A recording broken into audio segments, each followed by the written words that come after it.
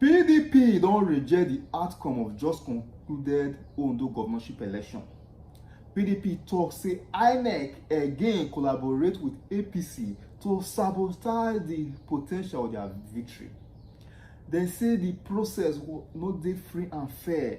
They say with the way they go now, it be like say they won't go court, go challenge the process. Remember, I say PDP first cry out before say the INEC rec when they send go the state, say no go fit do justice to the election, say they not trust am. Meanwhile, the APC governorship candidate for the state win 18 local governments out of the 18 local governments for the state. So it would be difficult to convince me, say APC ring the election. You understand? How they go ring the election? APC go just clear 18 local government area for the state. The matter they won't care. Understand? In politics, the will of the people is the ultimate victory in any democracy.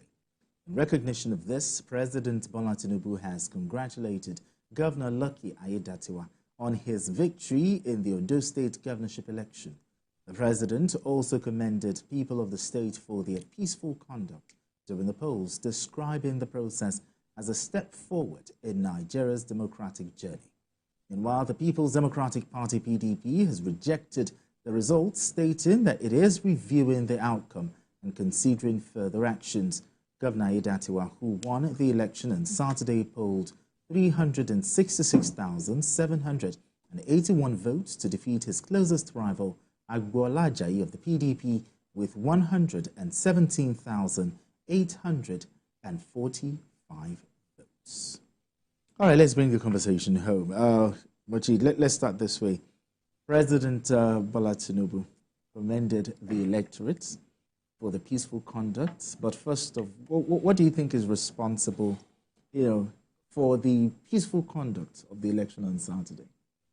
Yeah, recall that about 2 or 3 weeks ago, myself and Jide, we were on this program where we analyzed the debate, the political debate between the two major candidates. Yes. And I think our verdict that day was that it was going to be a no contest. In fact, I recalled Jide saying that it will be a whitewash. And I said it might be between 70 to 30 or 65 to 35%. Because that weekend I was in Ondo State, and I went around and I see things yourself. I saw things, and the debate even rather further emboldened the APC the more. It's not a result that is a shock. It's expected. You saw it coming. It's something people saw coming, and that was why there was no violence. Everything went peacefully, and from the last count, 366,000 to 117,000 is about 74% to 24%, and 18 local governments of Ondo State. Even the PDP candidate, Agboola Ajayi, was defeated in his own local government. He scored 0. He didn't win in any local government, although he won his polling units, expectedly so. But he lost his local government, lost the state, lost his ward.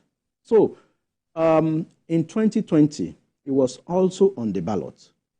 I think he was on Zenith Labour Party. He came probably third or fourth then. So it's even lucky he has advanced. Moved up. He has moved up. But then in 2020, a combination of Aiyedatiwa and the late Akeredolu won 15 of the 18 local governments.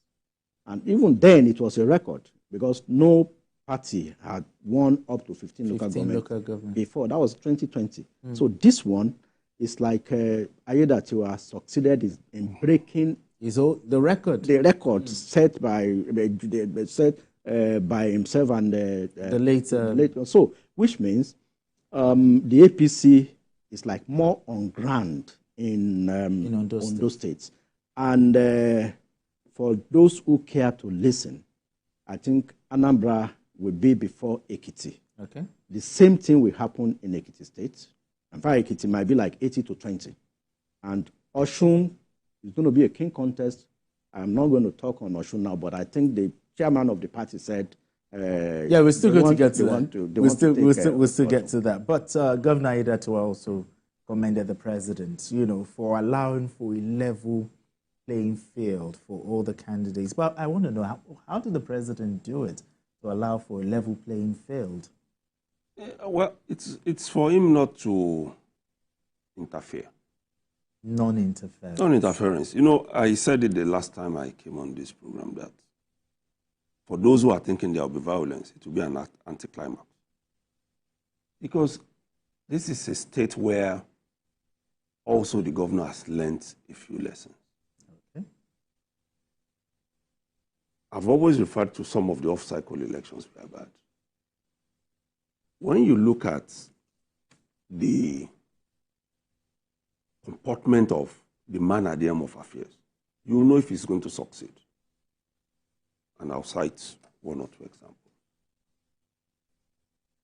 Despite the fact that the man had a tough time succeeding the late Rotimi Akeredolu, have you seen anywhere he has abused that family or the supporters of the man? That is common sense. Once you learn how to live peacefully with your enemy,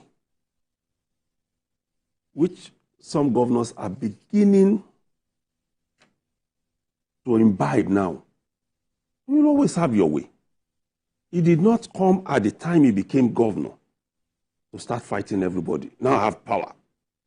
Even in his acceptance speech, he still dedicated that victory to the family of Akeredolu and his camp.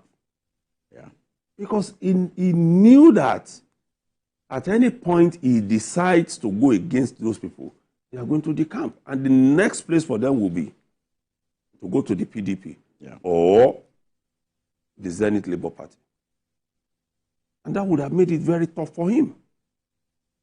So when you have situations like that, there is nothing else to expect. I got a voice note, almost about 6 minutes, from one of our top Nigerian actors, Yomi Fashlanso. And he was talking about some of the things he noticed about that election. One, the man came in, like I said, made peace. Mm-hmm. Two, every unpaid money to pensioners, to civil servants, he started sorting it out. Yeah. He was also talking to his brother governors, especially that of Ekiti. Mm-hmm. How do we ensure that the roads linking our states get better? Yeah.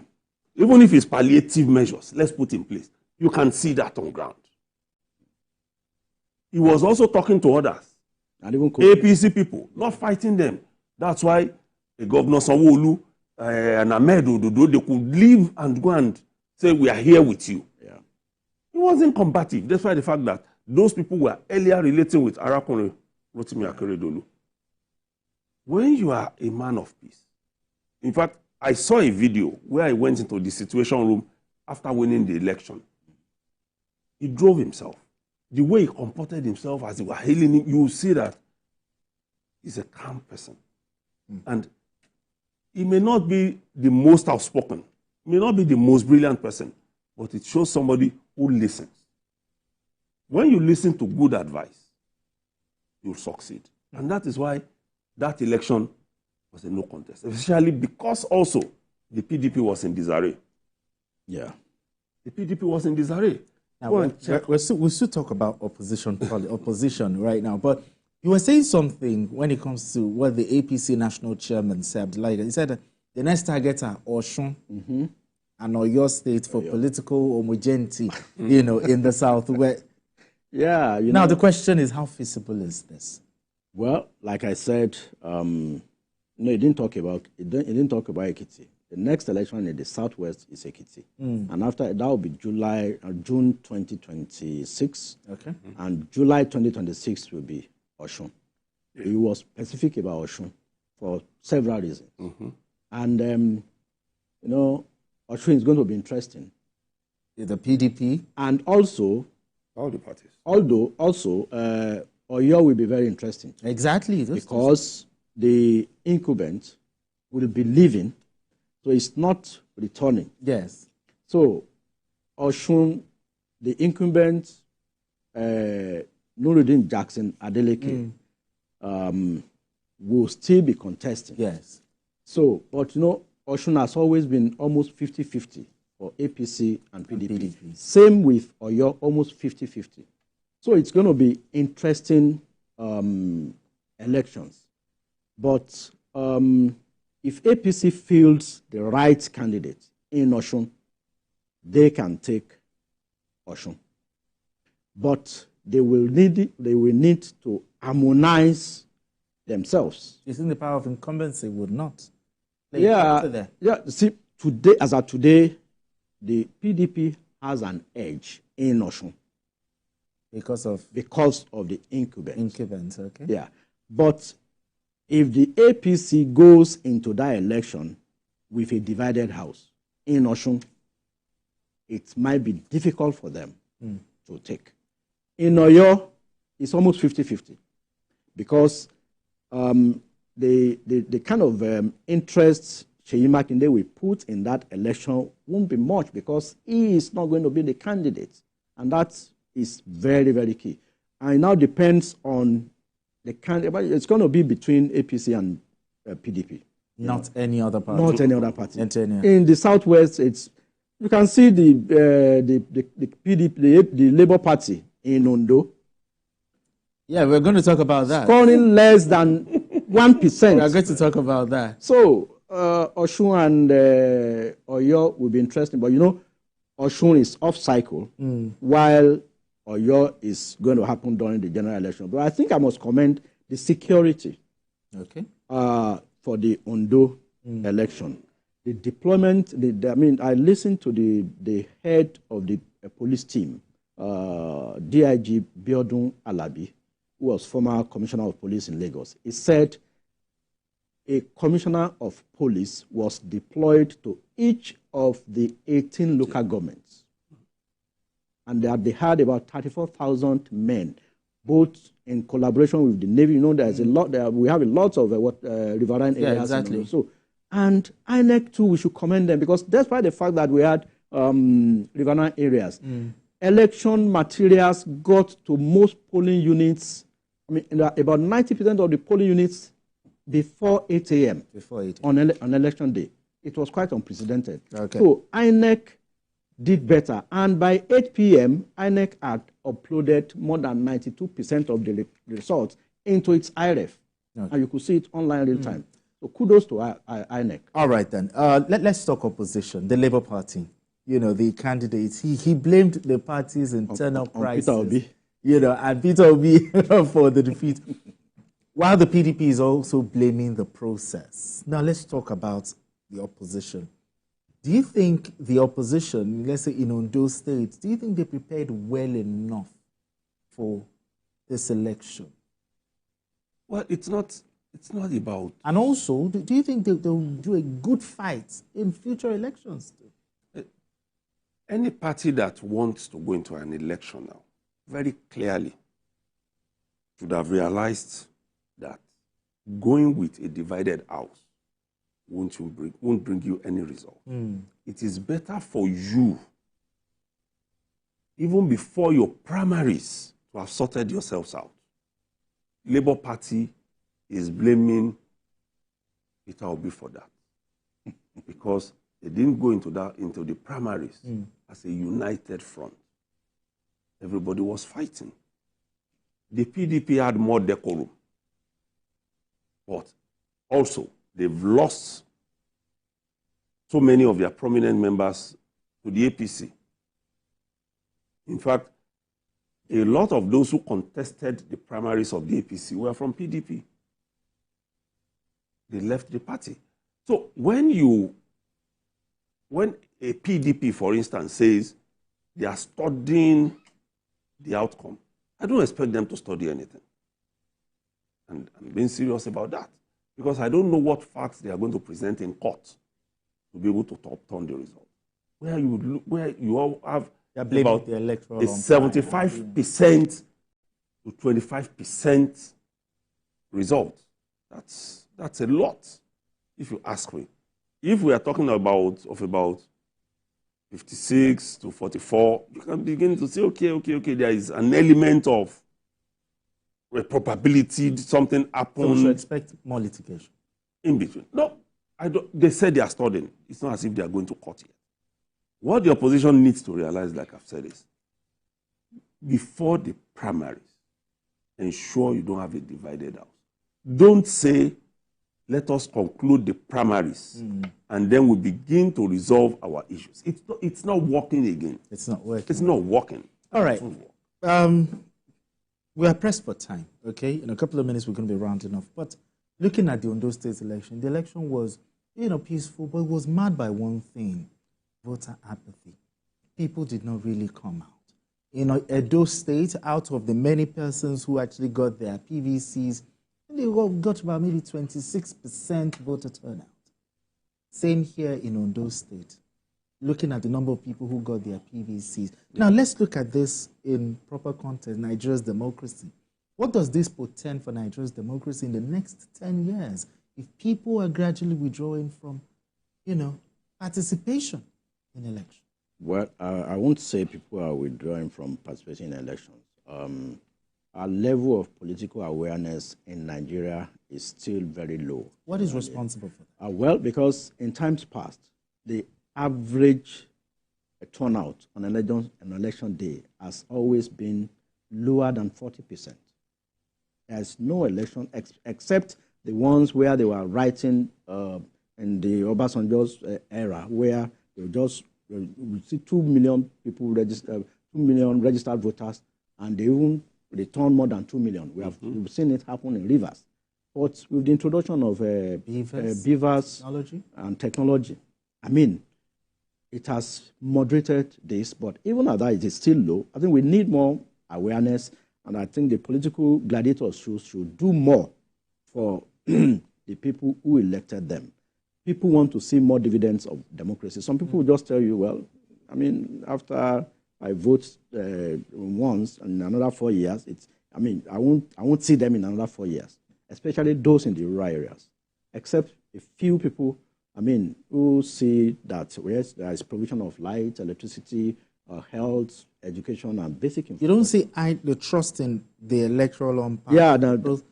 It's not a factor. No. Is that I don't think the trust in the umpire is the factor here. I don't think so, because look at the Ondo election, for example. Okay. Only very few people will blame INEC. Only very few people. Of course, sad and sour losers will blame INEC. The Labour Party guy didn't blame INEC. He blamed his leadership.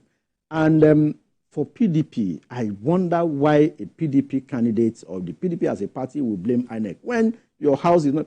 How many of their governors went to campaign for Agbola in Ondo State? That's another one. How many of their governors supported him? Only Adeleke and Makinde. Meanwhile, compared to that of APC, the governor of Kogi, Lagos, Ekiti, even Zulum, from far away Borno, also he was there. Opus Odima was there. Several APC governors went to support their own. Just like in Edo too, how many PDP governors supported the PDP candidates in Edo? So these are factors. And elections, you need money to prosecute elections. For example, on election day, you are mandated to pay your party agents and party canvassers at least two per polling unit. You have about 3,000 polling units in the Ondo election, and you pay each of them 10,000. So it's not this is not money to bribe electorate or to do anything, but money that mandatorily you are supposed to pay them for standing and monitoring your election, the process from morning till 6 p.m. So, where does it get the funding from? So these are issues that comes to play, and for PDP, if they fail to put the house in order, they will continue to see this kind of results going forward. We get to 20. Now let's talk, voter apathy. What does this portend for Nigeria's democracy in the next 10 years? But it's not only Nigeria. Check out the last US election. A drop also. So it's like, Well, you can't compare that drop to No. what we're having. We saw the Liberian election. It's always dropping every year. The last election in Ondo State had that 1.6% voter turnout. This one, 24.8%. Don't be shocked that the next one could be 20, because for reasons that are unfolding, people are beginning to lose interest. Why? Yes, that's why we're saying unfolding. Some are not seeing the dividends of democracy from the leaders. Okay. So that's whoever wants to get there, get there. Some already believe, without any empirical evidence, that the election will be rigged. Some are scared of violence. Okay. And we had one report from one polling unit only in the last election in Ondo State, meaning that is becoming obsolete now. So there are so many reasons why people don't want to go out to vote. Some already believe whoever will win, will win. God anoints the leader. It's only God that chooses the leader. Okay. And that also, we have seen, is failing us. Because the moment you don't put who you want to be in power there by voting, then you have lost the right. So to complain. we're pressed for time now. About. Solution. How do we change this narrative? Solution. Number one is we should start voting online. Before the US election actually took place physically, about 75 million people 75 million had already voted. Early voting. Early voters. And they didn't go to any polling unit to vote. It was right from their system. So If we can get our system right, that will be devoid of fraud, we'll be able to achieve that. Number two, our leaders should impact on the society. The moment we have too many complaints, bad roads, bad this, bad that, and nobody is offering any explanation, it becomes a problem. They see the governor as a failure when federal roads are bad. True. They see the local government chairman as a failure when state roads are bad. So we must have belief in our electoral umpire. Okay. The moment we still doubt that they will be able to. All right. All right. Thank you very much. I appreciate you, gentlemen. Meanwhile, if you be PDP and they plan to contest election, think am twice, because the way Tinubu dey go say like say won't capture all the critical states for the whole country. Meanwhile, Osun State, their delegates, I don't know the performance when Adeleke dey perform for them. Not be saying when election time go reach, the video go jump out and say our influence, nobody do that one.